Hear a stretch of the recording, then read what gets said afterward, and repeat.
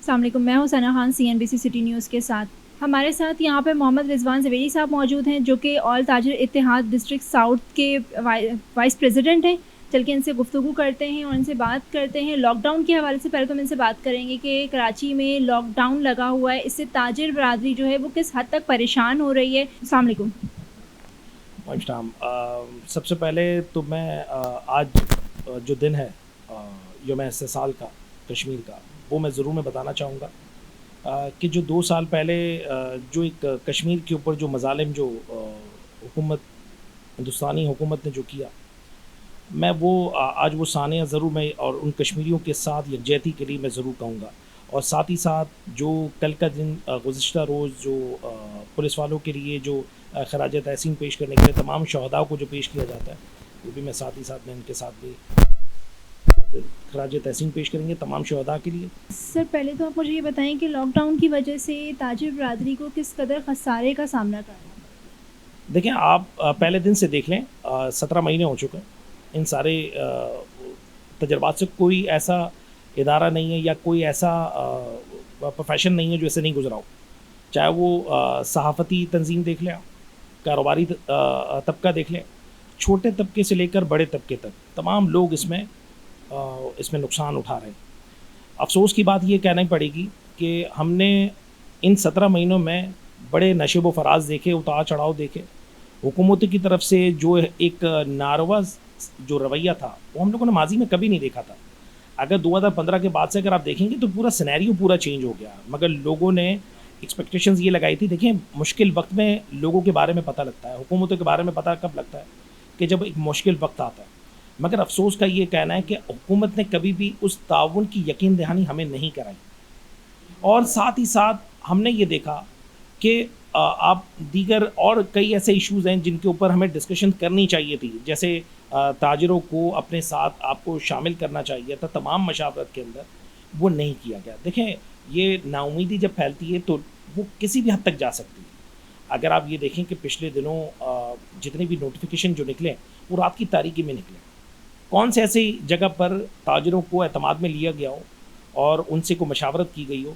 तो देखें, आपने लॉकडाउन तो लगा दिया, मगर इसके बाद उसकी तबाही के असरात के बारे में अपना अंदाज़ा नहीं लगाया कि तबाही फैलेगी कैसे।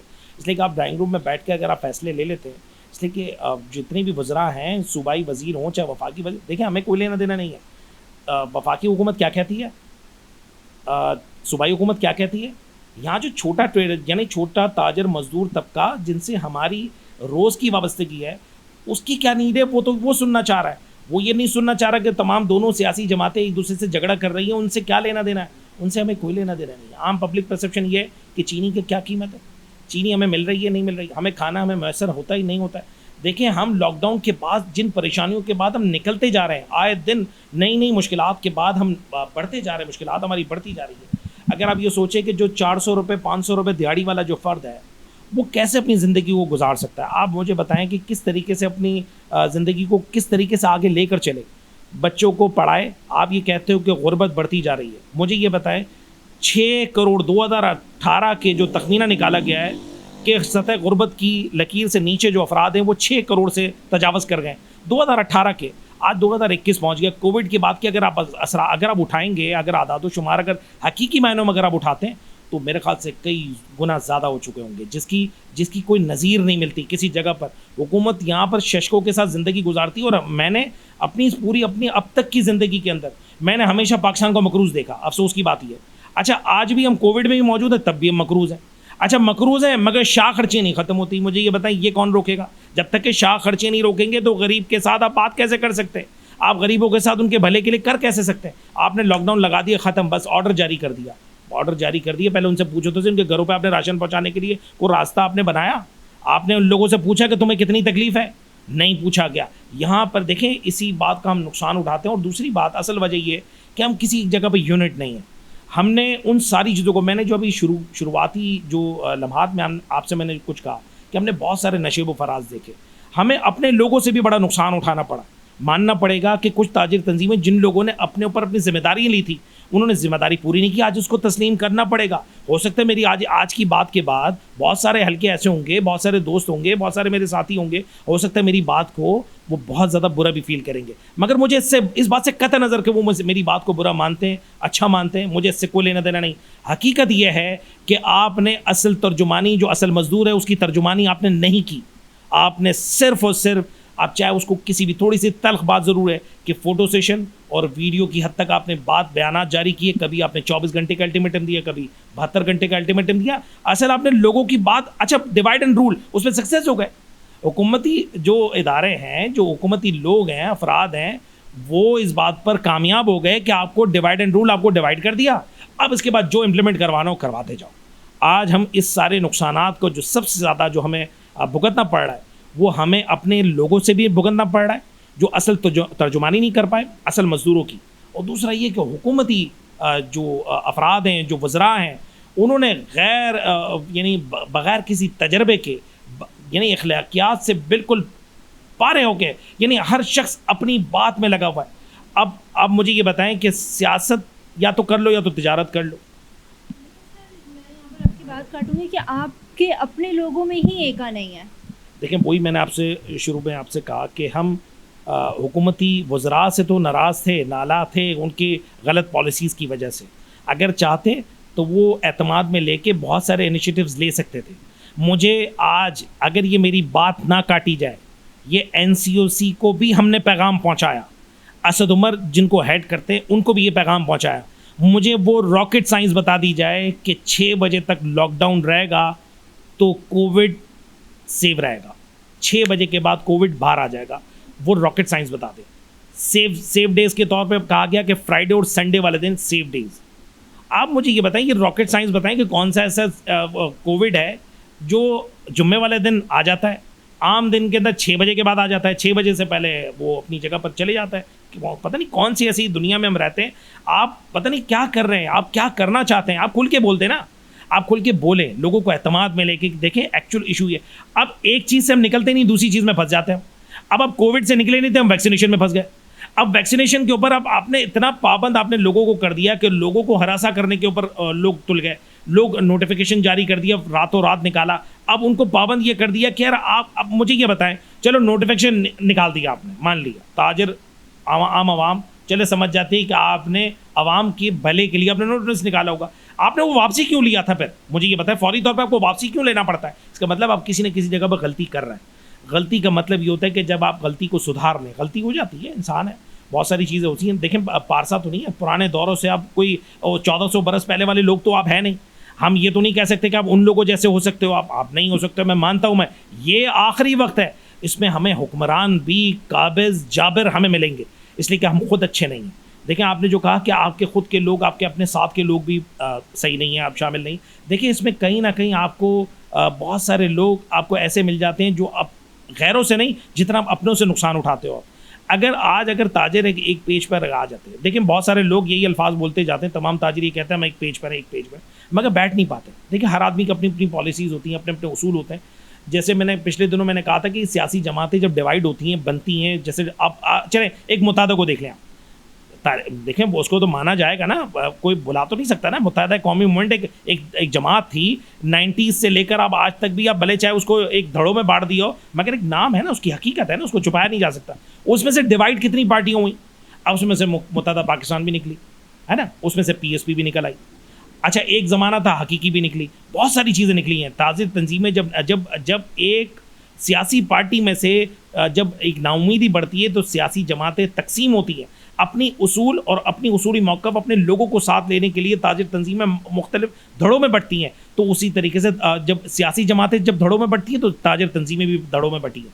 एक दूसरे के यानी किसी के अपने मफाद थे, किसी के इज्तिमाई मफादात थे, बहुत सारे हमें लेकर चलना पड़ता है। हमें चलना चाहिए कि हम इज्तिमाई मफादात को ज़्यादा तरजीह दें। लोगों ने अपने मफादात को तरजीह देकर आवाम को नुकसान पहुँचाया और उसके बाद आज हम लोग इस नैच पर पहुँच गए कि हम लॉकडाउन के उस हिस्से में मौजूद हैं कि जो कर्जदार, जो एक लोगों से कर्जा लेके, यानी अब माल अगर ख़रीदता था तो वो कर्जे की सूरत में लेता था उससे माल। अच्छा, जब उसको लौटा रहा है, उसको पैसे लौटा रहा है, तो लौटाए कैसे? वो उसके पास अपने खर्चा करने के लिए पैसे नहीं है। उस माल के पैसे अदा करने के लिए पैसे कहाँ से लाएगा? जब कारोबार चलेगा तो पैसे लाएगा। आप मुझे बताएं कौन सी ऐसी रॉकेट साइंस है, वो मुझे बता दो भाई। आपने उनको कोई जरिया ऐसा पहुंचाया कि वो कारोबार को बना सके बिला सूदी? हम लोग 200 दफ़ा बोल चुके हैं कि बिला सूद आप कर्जा दे, ताजरों को बुलाएं। आपने पॉलिसीज इतनी सख्त की हुई हैं, तो आपसे वो कर्जा लेने के लिए आएगा किस जगह पर? वो तो ये सवाल ये कर रहा है कि अगर हम कर्जा लेते हैं, हमारे लिए इतनी सख्त शराइत कर दी जाती हैं, हम कर्जा मांगने के लिए किसके पास जाएं? मेरी बात आप समझें। देखिए, मैं आज आपको कैटेगोरिकली मैं आपकी इस चैनल के तवज्जो से मैं कहूँगा कि हमारा ताजर जो है ना, वो स्मॉल ट्रेडर्स, कसम खुदा की खा के बोलता हूँ, आज मैं आपको इस चैनल के थ्रू बोलता हूँ, कोई भिखारी नहीं है। वो कर्जा नहीं लेना चाहता, वो अपने पैर पे खड़ा होकर काम करना चाहता है। मैं आज आपको फिर बता रहा हूँ, मैं आपको, वो काम करना चाहता है, अपने हाथों से काम करना चाहता है। वो किसी से भीख नहीं मांगना चाहता। ना ही हम कर्जों की अपील करेंगे हुकूमती लोगों से कि आप हमें कर्जा में फराम करें, आप हमें हमारे वक्त पर काम करने दें। पूरी दुनिया खुल रही है, 24 घंटे खुलने के लिए तरफ जा रही है, और हम क्या कर रहे हैं? हम उसको और ज़्यादा वक्त को कम करते जा रहे हैं। मुकम्मल लॉकडाउन के बाद 3 सूबे एक साथ नहीं खड़े हुए, एनसीओसी के फैसले के साथ ये चौथा सूबा नहीं खड़ा हुआ। मुझे बताएं, आप किसको मनाने के लिए जाएंगे जब आप खुद एक पेज पर नहीं है? वफाकी हुकूमत और सिंध हुकूमत, जब सूबाई हुकूमतें जब आपस में एक पेज पर हो जाएं, फिर आप हमसे कहें कि आप इस जगह पर गलत हैं। देखें, हमारी हो सकता है कि हमारी भी गलत पॉलिसीज़ होंगी, हमारी भी कुछ गलत बातें होंगी जिसकी वजह से हमें नुकसान उठाना पड़ रहा है, मगर हुकूमती फैसले जो होते हैं वो मुनसर होते हैं अवाम की बातों से। आप अवाम को क्या चीज़ बता रहे हैं? आप उनको क्या फैसिलिटेट कर रहे हैं? आपको पहले फैसिलिटेट करना पड़ेगा, तब जाके आप ये उम्मीद कर सकते हैं कि आपके लिए अवाम आपके साथ खड़ी रहेगी। आज यकीन करें, जनाजा निकल चुका है ताजरों का, जो आम मजदूर है उसका जनाजा निकला हुआ। आपने तो लॉकडाउन कर दिया, आप जाके लोगों से पूछे तो सही। आप बोलते हो, बोले कि आप मुझे बताओ, एक वज़ीर आला मुल्क हमारे इस सूबे का वज़ीर आला ये कहता है कि आप अपना सर्टिफिकेट साथ में लेके घूमें, वरना तो पुलिस वालों की चांदी हो जाएगी। जब ये वज़ीर आला ये कहता है कि उसकी चांदी हो जाएगी पुलिस वाले की, तो उस शहर के अंदर एक आम आदमी का ज़िंदगी कैसे बसर करेगा? उसकी तो चांदी ऑलरेडी हो रही है। आप मुझे बताएं, मैं बड़ी सख्त बात बोलने जा रहा हूँ, मैं बहुत सख्त बात। वो सख्त बात ये है कि हमने आज तक, अभी तक इन 17 महीनों में किसी कारोबारी अफराद को बढ़ते हुए तो नहीं देखा, मगर 2 इदारों को हम लोगों ने ज़रूर बढ़ते हुए देखा। उनकी अब वही बात है ना, आप क्या ऐसी चीज़ उनकी तलाश करोगे? 2 इदारे, एक पुलिस उठा ले और एक डॉक्टर उठा ले। आप प्राइवेट अस्पतालों के अंदर जाएं तो सही, हाल क्या किया हुआ है। लोग क्या भूल जाते हैं फ़ौरन से, पता नहीं कौन सी दुनिया में रह जाते हैं। माजी हो जाता है, माजी भूल जाते हैं, नए चीज़ों में चक्करों में लग जाते हैं। आज हम लोग डेल्टा इंडियन वेरिएंट के चक्कर में लग गए, माजी के कोविड का आपने भूल दिया कि जिन लोगों ने एक आम पेशेंट को भी उन्होंने कोविड में डाला था, क्या भूल गए?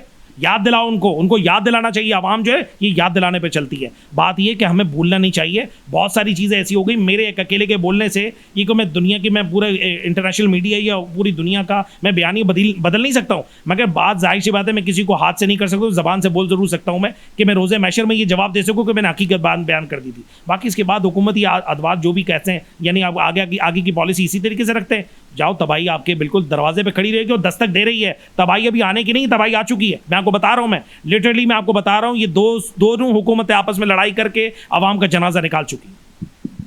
अवाम के जनाजे की जहाँ आपने बात की, वहीं मैं आपकी बात को काटते हुए इतना ज़रूर आपसे पूछूंगी कि पहले जो आज से तकरीबन 2 साल पहले कोविड स्टार्ट हुआ था, तब से लेकर अब तक ताजिर बरादरी को कितना नुकसान हो चुका है? देखिए, अरबों रुपए का इसका तखमीना हम निकाल ही नहीं सकते। ये वो आदातो शुमार है कि मैं आपको अल्फाजों में अदा ही नहीं कर सकता हूँ। आपने तो पैसों का नुकसान तो किया। आप मुझे ये बताएं, अब जो हम लोगों ने हमारी जो गैरत का जो जनाजा जो नुकसान किया, वो गैरत कहाँ से खरीद सकते हैं? हम नहीं खरीद सकते। जो देने वाले हाथ थे, आज वो मांगने वाले हाथ बन गए। उनकी गैरत कहाँ से लौटाओ गया? ये हुकूमती इदारे क्या ये कहेंगे कि यार आप आ जाओ, हम आपको गैरत भी हम देते हैं हम आपको? ये बेकार बातें हैं, इनमें कोई हकीकत नहीं है। सर, मेरा क्वेश्चन आपसे ये है कि आपकी तंजीम ने एक ऐलान किया था कि अगर लॉकडाउन लगाया गया तो हम मतलब धमाधम मस्त करेंगे और हम सब कुछ, हम नहीं मानेंगे इस चीज़ को। लेकिन आज लॉकडाउन भी लगा हुआ है, ताजिर बरादरी घर बैठी हुई है, लोगों को नुकसान हो रहा है, तो इस बारे में आपको क्या? देखिए, मैंने बात के शुरू में ही मैंने आपको इनसे रिलेटेड कुछ चीज़ें मैंने बोली कि हमें गैरों से जितना नुकसान हमें हुआ, उससे कई गुना ज़्यादा हमारे अपने लोगों से हुआ। देखिए, हकीकत से मुंह नहीं मोड़ना चाहिए। ये भी हमारे में से ही लोग थे ना, हम ही में से लोग निकले थे। उन्होंने कहा पूरे कराची का मैंडेट लेकर आए हुए हैं। कौन सा कराची का मैंडेट? क्या सदर से लेकर क्या टावर तक का मैंडेट होता है? पूरे आप जाके पूछे तो सही भाई, ये कराची यहाँ पर टावर से लेकर कश्मीर तक जाता है, जाके ताजिर बरादरी पता नहीं कहाँ पर, सिर्फ 15 लाख यहाँ पर तजारती मराकज़ मौजूद है। आपने किन लोगों से आपने मैंडेट ले लिया? क्या रात की तारीकी में खुद ही आपने ड्राइंग रूम में बैठ के 7-8 लोगों ने डिसाइड कर लिया कि हम फैसला करते हैं? इनके गलत फैसलों की वजह से, गलत धमकियों की वजह से, गलत बातों की वजह से कि आप बोलते गए और उन पर चले नहीं। उसका नुकसान किसको उठाना पड़ा? जो निचला जो तबका था, जो बेचारा असल मजदूर था, जिन्होंने बड़ी एक्सपेक्टेशंस लगाई थी। हम भी खामोश हो गए थे। हमारी इस ताजिर तंजीमों में, उन ताजिर तंजीमों में हमारी तंजीम का कोई लेना देना नहीं था। ऑल सिटी ताजिर इत्तेहाद हमेशा से हुकूमती असल हकीकी मायनों में जो असल पॉलिसीज़ थी, जो आवाम के मफाद में थी, उसके साथ खड़ी रही। हमने ऐसे कभी बयान जारी नहीं किए। पिछले वक्तों में जब लॉकडाउन की जब कोविड की जब पहली लहर आई थी, हम लोगों ने आवाम के लिए, ताजिरों के लिए असल एक आवाज़ बनकर हम एक उभरी थी, एक असल लीडर बन के हमाद पूना वाला सामने ज़ाहिर हुआ और गिरफ्तारी भी पेश की। हमारे 6 कायदीन को, 6 लीडरान को अरेस्ट भी किया गया। किस बात पर अरेस्ट किया था? उन्होंने जो बोला था वो किया था ना। मुझे बताया उस बात को उन्होंने कमिटमेंट के तौर पर उन्होंने पूरा किया। उनको पूरा करना चाहिए था। देखें, बात यह है कि हम नहीं कर सके, हम उन बातों पर पूरा नहीं उतर सके। उसका नुकसान किसको उठाना पड़ा? तमाम ताजिर तंजीमों को उठाना पड़ा। हमें चाहिए कि हम ऐसे बयान ना दें जो प्रैक्टिकल ना हो। जो नहीं कर सकते, अब ऐसी बातें ना करो। 72 घंटे का अल्टीमेटम आप इस तरीके से बोलते हो कि हम तो दमादम मस्त कलंदर के। देखिए, नहीं हुआ ना। एक आम आवाम, देखिए आप 2019 के अंदर कराची ताजिर एक्शन कमेटी के नाम की एक तंजीम बनी थी, जिसमें हमारी ऑल सिटी ताजिर इत्तेहाद भी उसमें शामिल थी। मैं मानता हूँ, मैं इस बात से हम डिनाई नहीं कर सकते, इसलिए कि हम ताजिरों की कॉज के लिए हम निकले थे। 2018 के इलेक्शन के बाद जब FBR को मुतारक किया गया, 2019 के अंदर एक विद होल्डिंग टैक्स और 50,000 के ऊपर जायद के ऊपर अमाउंट काटा जा रहा था। उसके ब्याह पे हम लोगों की ताजिर एक्शन कमेटी बनाई गई थी। तारीख की सबसे बड़ी रैली निकाली गई थी ताजिरों की हद तक। हमको सियासी तंजीम थोड़ी को है, हमें को फंड थोड़ी को करता है भाई। हम तो अपने तौर पे जेबों से खर्च करके हम रोड पर आते थे। वो तो सियासी तंजीमें जो अवामों की जेबों से पैसे निकालते हैं, वो पैसा खर्च करते हैं। अरबों रुपए फंडिंग होती है। हमारे पास फंडिंग तो नहीं हुई थी ना। बट 2019 के अंदर एक तारीख बदल गई, तारीख बदली, लोग निकले, अवाम निकली। लोगों ने उन लोगों को भी चुना, उन लोगों को जिनको बारे में कभी हम लोगों ने आजमाया नहीं था, जिनको कभी तस्वीरों में तक भी नहीं देखा था। एक यूसी काउंसिल भी उनको नहीं जानता था। एक वक्त आ गया, उनको ताजिर तंजीमों ने उस हद तक लोगों ने पहचानना शुरू कर दिया, हर लेवल पर लोग पहचानना शुरू कर दिया। इन लोगों ने एक्सपेक्टेशंस लगाई, लोगों ने बड़ी उम्मीदें वाबस्ता कर ली। उसका नुकसान ये हुआ कि आने वाले वक्तों के अंदर उन्होंने उन्हीं दिनों के दरमियान 3 दिन की हड़ताल की कॉल दे दी और पता चला उन्होंने वापसी ले ली। मुझे ये बताएं, आप किस जगह पर खड़े थे? आपने इसके बाद, चलो 3 दिनों के बाद आपने 3 दिन की हड़ताल की कॉल वापस ली थी, क्या मुतालबात पूरे हुए थे? आपके तजर्बात क्या रहे हैं हुकूमतों के दरमियान आपके पास बैठकर? भाई, गवर्नर हाउस, वज़ीर आला हाउस या मिनिस्टरों के पास बैठ के या कमिश्नरों के दफातर में बैठ के मामलात तो बात हो तो सकती है, मगर इसके बाद एट द एंड आपके मामलात मुतालबात पूरे भी होने चाहिए। अगर पूरे नहीं होते तो मुखालफत वहीं उसी जगह पर खड़ी रहती है। इसलिए कि आम आवाम की आप बात लेकर जाते हैं, बात आप ड्राइंग रूम में, AC रूम में मिनिस्टरों के साथ तस्वीरें खिंचवाने के लिए आपके सिर्फ नुमाइशों के तौर पर आप नहीं जाते। आप नुमाइश के लिए नहीं जा रहे, आप लोगों के मसाइल हल करने के लिए जा रहे हैं। अगर नहीं जा सकते, अगर आप पूरे नहीं कर सकते, तो आपका ऐसी सीटों पर बैठने का भी कोई हक नहीं है। इसलिए आज उन लोगों को मुस्तरद कर दिए, तमाम ताजिरों ने भी, जो ऊपर से लेकर नीचे तक तमाम लोग, उन लोगों ने बिल्कुल मुस्तरद कर दिया। सर, लॉकडाउन तो पहले भी लगा, अब दोबारा लगा। अब आगे अगर दोबारा से लॉकडाउन की कोई बात होती है या लॉकडाउन लगाने को कहा जाता है, तो फिर ताजिर बरादरी का क्या राय अमल होगा? क्या उस वक्त ताजिर बरादरी एक होगी या वही इसी तरह टुकड़ों में बटी रहेगी? देखें, आपने जो सवाल जो किया ना, वो आपने इतना सख्त और ख़तरनाक किया। मैं इसका जवाब मैं इस तरीके से दूंगा कि हम एक प्लेटफॉर्म पे इसलिए भी नहीं बैठ सके कि आपने, हमारी जो छोटा स्मॉल ट्रेडर्स है, वो सबसे पहले देखता है चैम्बर की तरफ देखता है। ठीक है, चैम्बर क्या किरदार अदा कर रहा है? सिराज कासिम तेली के बाद से आज आप मुझे बताएं, चैम्बर किस जगह अपना किरदार अदा कर रहा है? अच्छा, आज आपको मैं बड़ी माजरत से कहूँगा कि आज ज़ुबैर मोतीवाला साहब आज रोडों पर निकले। इन्होंने कहा, अभी आज को पिछले दिनों कोई स्टेटमेंट निकला, ये जाके लोगों से अपनी उनकी तकलीफ़ और उनकी परेशानियाँ पूछ रहे हैं। मैं इंतहाई माजरत के साथ कहूँगा, क्यों ऐसे इस वक्त में क्यों पूछा जा रहा है? इसलिए कि इलेक्शन हो रहे हैं, शायद इसलिए। लेकिन लोग हमें लोग सवाल करते हैं कि इलेक्शन करीब आ रहे हैं, तो आप लोगों को एतमाद का वोट हासिल करने के लिए लोगों से एतमाद लेने के लिए जा रहे हैं। देखिए, तमाम सेक्टर्स नाराज़ हुए हैं। असल चैम्बर को अपना किरदार अदा करना चाहिए था। ऑन बोर्ड हुकूमतों को लाने के लिए आप अगर आप लोगों को एक जगह प्लेटफॉर्म पर खड़ा नहीं कर सकते हुकूमती, देखिए दोनों कारोबारी तंजीमों के दरमियान और हुकूमतों के दरमियान चैम्बर को किरदार अदा करना चाहिए था। जैसे सिराज कासिम तेली ने कोविड की पहली लहर के बाद उन्होंने किरदार अदा किया। 52 रोज़ के बाद मार्केटें खुलने की तरफ आई और फौरी तौर पर इनिशिएटिव लिया और 5 बजे का दिया, फिर इसके बाद 8 बजे हुआ, इसके बाद नॉर्मल टाइम हो गई। कहने का मकसद है, आपने कहा कि इसके बाद का आपका लाएअमल क्या होगा? अगर इसके बावजूद भी अगर चैम्बर अपना किरदार अदा नहीं करता, मुझे ये बताएं, मैं किसको बोलने के लिए जाऊँगा? मेरी भी वाबस्तगी ताजिरों से है ना, स्मॉल ट्रेडर्स, हमारी वाबस्तगी बेचारे मजदूर है ना, हमारे अगर अतराफ़ के अंदर हज़ारों लोग काम करते हैं, मजदूर हैं, रोज़ के दिहाड़ी पेशावर अफराद हैं। आप मुझे बताएं, देखें सब्र का पैमाना जब लबरेज होता है ना, वो किसी भी हद तक कहीं ना कहीं से निकल जाएगा। इस नहज तक हम पहुंच चुके हैं कि आगे आने वाला वक्त ऐसा आ जाएगा कि ताजिर तंजीमें वो एक दूसरे के अंदर लड़ाइयों में लग जाएंगी, मगर कहने का मकसद ये होगा कि जंग कहीं और से शुरू हो जाएगी। अब मुझे पता है जब भूख बढ़ेगी, अगर मैं तकलीफ में हूँगा, चलो भाई मैं मिडिल क्लास फैमिली से ताल्लुक़ है मेरा, ऐसे कितने बहुत सारे लोग हैं जो मिडिल क्लास फैमिली से ताल्लुक़ रखते हैं, वो अपना गुजारा कर लेंगे वो जैसे तैसे करके। असल तो मजदूर है, जो उनकी जो भूख पड़ी हुई है ना वो निकलेगा, और वो बाहर जब वो निकल गया ना, इसके बाद इनकी ऐसी दौड़ें लगेंगी, यकीन करेंगे इनको जगह भी नहीं मिलेगी छुपने की। वो उस वक्त से भागें, वो उस वक्त से बचें। इससे पहले वो अपने रवैयों को दुरुस्त करें। कोविड का इसके बाद का जो आप लॉकडाउन अब आखिरी हल नहीं रहा। हर तमाम ममालिक वैक्सीनेशन के बाद कारोबार को खोलने की तरफ जा रहे हैं। इनको चाहिए कि कारोबार को खोल कर जितनी भी वैक्सीनेशन ज़्यादा से ज़्यादा कर सकते हैं उन जगहों पर जहाँ पर वैक्सीनेशन नहीं प्रोवाइड की गई। जैसे मुर्तज़ा साहब का पिछले दिनों 2 दिन पहले इन्होंने एक पैगाम दिया कि ये गेम चेंजर साबित हुआ। हमारा जो लॉकडाउन हुआ था इसके दरमियान लोगों को जितनी मोबाइल फ़ोन की सिम बंद होने के ऊपर जितना खौफ था, उतना ही अपनी वैक्सीनेशन अपनी तबीयत के लिए, अपनी सेहत के लिए करवा लेते तो शायद उससे ज़्यादा बेहतर हो सकता था। मैं कहता हूँ वैक्सीनेशन ज़्यादा से ज़्यादा करें, जितनी वैक्सीनेशन करें, मगर इसके बाद हमें ये भेदभाव भी करना पड़ेगा। अगर वैक्सीनेशन की तरफ अगर आप जाते हैं, देखिए कारोबारी मराकज़ को जो मार्केटों की सतह पर जहाँ पर वैक्सीनेशन हो चुकी है उनको खोलने पर आपको जाना पड़ेगा। जब जिन मार्केटों के ऊपर नहीं हुई है तो वो इस बात पर पाबंद हो गए कि आज हमारी मार्केटों में वैक्सीनेशन नहीं हुई हैं तो हमें इस चीज़ का नुकसान उठाना पड़ा है। ये मार्केट या फना जगह पर ये सेक्टर्स इसलिए खुल चुके हैं कि उनकी वैक्सीनेशन हो चुकी है। देखिए तब जाके फ़र्क पड़ेगा। मगर आपको एट द एंड में आपको ज़रूर कहूँगा कि स्टेक होल्डर्स को आप अपने साथ शामिल करें। मैं कह रहा हूँ फिर शामिल करें, यकीन जाने, वरना आप यकीन करेंगे कोई रोक नहीं पाएगा। अगर हम भी रोकने के वक्त पर आएंगे ना, कि जैसे मैं कहूँगा कि लीडरान ऊपर बैठ कर अगर लोगों को रोकने के लिए भी जाएंगे मगर वो आवाम रुकेगी नहीं, वो इसके बाद दस्तों गिरबान ऐसे होगी कि फिर इसके बाद दमादम मस्कलन जो जेन्युइनली तौर पर होगा, वो किसी लीडर के बोलने पर नहीं होगा, वो एक्चुअल ही जो अंदर की जो आवाज़ होगी उसके बाद दमादम मस्कल अंदर होगा। अभी आपने अपनी गुफ्तगू के बीच में एक बात बोली थी मुझे कि पुलिस वाले जो है वो बाहर लोगों को तंग कर रहे हैं, उनके वैक्सीनेशन कार्ड्स चेक किए जाएंगे, उनके साथ उनके पास अगर वैक्सीनेशन कार्ड नहीं होगा तो उन्हें मुर्गा भी बनाया जा रहा है। ये अभी हो रहा है रिसेंटली। तो क्या जो गवर्नमेंटी इदारे हैं वहाँ पर ये चीज़ें, इन पर कोई अमल दरामद तो नहीं हो रहा? पुलिस वाले वो विदाउट मास्क घूम रहे हैं, ट्रैफिक सार्जन वो विदाउट मास्क घूम रहे हैं।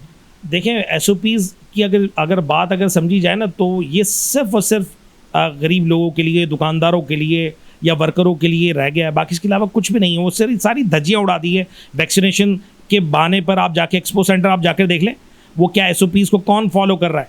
आप वो ट्रैफिक आप देखें रोडों पर वही रवा दवा है। आप मुझे बताएं ये कौन सा लॉकडाउन है?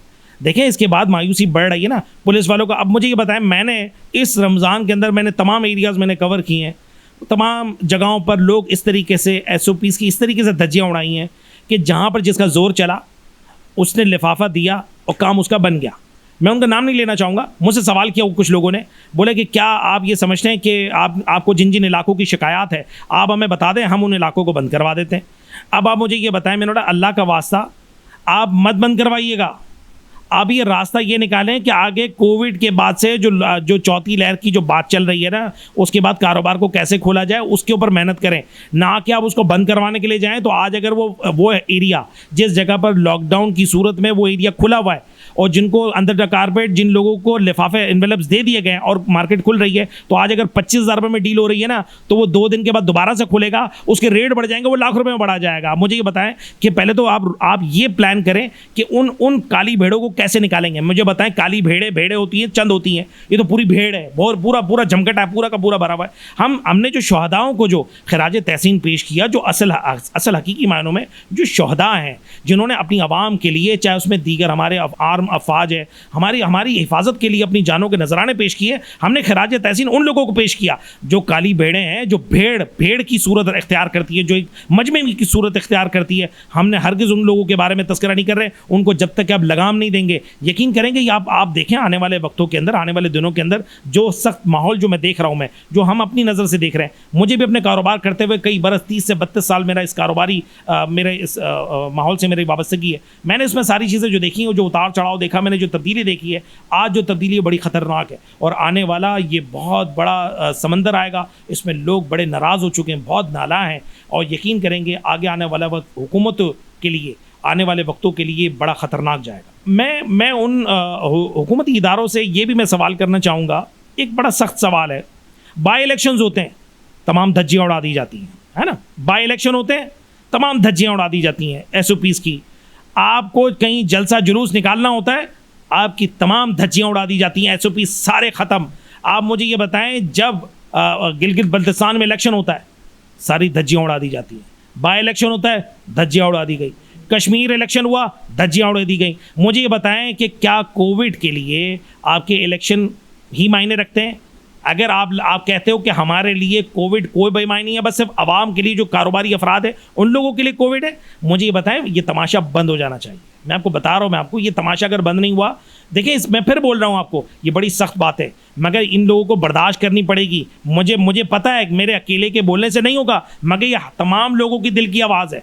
अगर मैं बता रहा हूँ कि अगर 100 अफराद, 99.9% अफराद लोग इस बात को समझ रहे हैं, ये इस बात को मानने पर मजबूर हो चुके हैं कि ये सारी कहानियाँ, किस्सा कहानियाँ अब सिर्फ ड्रामाबाजी नज़र आने लगी है। मानते हैं कोविड है, नहीं, अब नहीं कहते कि नहीं है, कोविड है, मगर इस नैश तक पहुँचाया कैसे कि लोगों को तहफ़्फ़ुज़ात इस बात पर भी है माफ़ कीजिएगा, इसलिए भी लोगों को तहफ़्फ़ुज़ात है कि लोग आप लोगों की तरफ देखते हैं। आप लोग हमारी तरफ से वोटों के तौर पे आप हमारे नुमाइंदे बन के गए, हमारी तर्जुमानी करने के लिए आपको भेजा गया, मगर आपने हमें किस जगह खड़ा कर दिया? आपने हमें बेरोज़गार कर दिया। मैं फिर बोल रहा हूँ कि उन लोगों को बेरोज़गार कर दिया जो रोज़ का दिहाड़ी पेशा अफराद है, जो रोज़ का कमाता है, रोज़ का खाता है। जाके उन लोगों से जाके पूछे तो सही। अभी तो हम आबादियों के चक्करों में लग चुके हैं कि कराची की आबादी आपने डिक्लेयर की थी 1.5 करोड़, आज वैक्सीनेशन 3.5 करोड़ से ऊपर चले गई। सवाल तो यहाँ हो रहे हैं कि वैक्सीनेशन 3.5 करोड़ कैसे हुई? फिर इसके बाद आप आदातो शुमार ये भी बताओगे कि इस कराची शहर के अंदर दीगर सूबों से भी लोग आए हुए काम करने के लिए। यार देखिए, इस रॉकेट साइंस से बाहर निकले, इतना सारा इन चक्करों में ना पड़े, आवाम को काम की तरफ लेकर आए, कारोबार को यानी मुकम्मल तौर पर खोले। आप 24 घंटे खोले, SOPs को सख्त करें, वैक्सीनेशन पर पाबंदी करवाएं, तब जाके ये पॉसिबिलिटी होगी। और असल हकीकी मायनों में जो ताजर नुमाइंदगान, जो आवाम की बेहतरी चाहते हैं, ताजरों की बेहतरी चाहते हैं, जो आम दीगर इशूज़ हैं जिसको सही से हाईलाइट कर सकते हैं। देखिए, आपको उन लोगों को जो कॉम्पिटेंट लोग हैं उनको सामने आना पड़ेगा। उन लोगों को भी, अभी बहुत सारे लोग हैं बेचारे जो मेरे साथी हैं, वो बड़े कॉम्पिटेंट हैं, उनके अंदर वो पोटेंशियल मौजूद है जो आम आवाम के लिए दर्द रखते हैं। वो आज वो नाराज़ होकर बैठे हैं, वो बात ही नहीं कर पा रहे, वो खामोश हो गए, इसलिए उनको पता उनकी सुनवाई नहीं होगी। आप मुझे बताएं, वज़ीर आला के बाद नहीं, वज़ीर आला से नीचे हम किसी से बात नहीं करेंगे। वो ही ताजर नुमाइंदगान जाके कमिश्नर ऑफिस में एक सूबाई वज़ीर से ट्रांसपोर्ट के वज़ीर से बात कर लेते हैं। मुझे बताएं कि क्या आवाम में क्या मैसेज जाता है? ये पैगाम अच्छा नहीं जाता। आप अपने उन ताजरों को जो नाम नहाद ताजर थे, उनको अपने रवैया बदलने की ज़रूरत है, एक पेज पर आने की ज़रूरत है। हकीकी मायनों में ये एक पेज के ड्रामाबाजी ख़त्म कर दें। आपको यहाँ कराची से लेकर आपको कश्मीर तक तमाम ताजरों को अपने साथ एक पेज पर लाना पड़ेगा, उनको मनाना पड़ेगा। अगर वो नाराज़ है तो एक पेज पर आना पड़ेगा। ताजर अगर एक आवाज़ बन गई, मैं बता रहा हूँ, हुकूमतें सारे घुटने टेकती हैं। इसलिए कि यहाँ पर किसी इंडस्ट्रियलिस्ट का, किसी फैक्ट्री वाले का ये कराची नहीं है। चैम्बर आज अगर अल्फाज उठा रहा है तो सिर्फ फैक्ट्रियों के लिए, वरना तो एहतजाज करना चाहिए था ना भाई। चैम्बर को एहतजाज करता जाना चाहिए था कि मार्केट अगर बंद हो रही है, बोला हम इंडस्ट्री भी नहीं खोलेंगे, हम फैक्ट्रीज नहीं खोलेंगे, हम एहतजाजी तौर पर बंद करते हैं। यकीन करेंगे एक दिन के अंदर स्टेटमेंट उसको वापस लेना पड़ता, मगर क्यों? उसने, चैम्बर ने नहीं लिया। मैं बड़ी सख्त बात बोल रहा हूँ, मेरे काफ़ी साथी इस बात पर मेरी बड़ी नाराज़ भी होंगे। मैं फिर बोल रहा हूँ, मैं हरगिज़ इस बात पर माजरत नहीं करूँगा। जो हकीकी बात है वो है। आप जब तक कि इसी तरीके से इसी भेदभाव में रहेंगे, बड़े लोगों के लिए अलग कानून बनाएंगे, छोटे गरीब के लिए अलग कानून बनाएंगे, तो आपको इन सारे सख्त सवालात का और सख्त जवाबात का भी आपको सामना करना पड़ेगा। और आने वाला वक्त आप लोगों के लिए भी भारी है, जो आप लीडर बन के सामने खड़े रहे और लोगों के ऐसा आपने सही हकीकी मानों में आपने नुमाइंदगी नहीं की। जी, ये हमारे साथ मौजूद थे मोहम्मद रिजवान ज़वारी साहब। इनकी गुफ्तगू आपने सुनी। इनके अंदर गवर्नमेंट को लेके जो गुस्सा है, जो लॉकडाउन को लेके गुस्सा है, आवाम के लिए जो दर्द है, वो भी मैंने बात करते हुए इस चीज़ को बिल्कुल महसूस किया है कि ये आवाम को लेकर कितना दर्द रखते हैं, आवाम के लिए सोच रहे हैं। तो हमें भी थोड़ा सा आगे बढ़कर गवर्नमेंट को भी थोड़ा सा सोचना चाहिए कि लॉकडाउन का ये तमाशा अब ख़त्म किया जाए, गरीब आवाम को जीने दिया जाए, ताजिर बरादरी को जीने दिया जाए। मुझे इजाज़त दें, कल फिर मिलेंगे एक नए मेहमान के साथ। अल्लाह हाफ़िज़। इस वीडियो को लाइक करें, हमारे चैनल को सब्सक्राइब कर बेल आइकन जरूर प्रेस करें। हमारी न्यू वीडियो सबसे पहले देखें।